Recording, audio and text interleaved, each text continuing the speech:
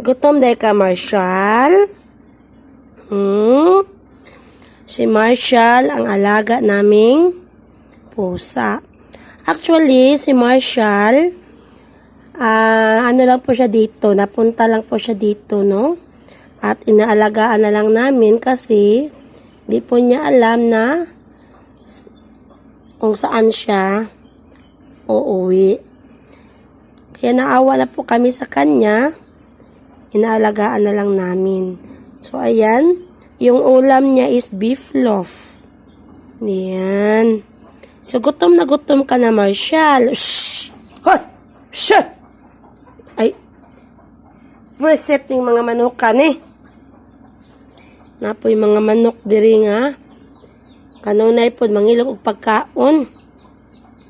So, kumain ka ng maayos, Marshall. Para mabusog ka na at di ka na gutom. Kawawang Marshall eh. Ayan, tingnan nyo. Ayan.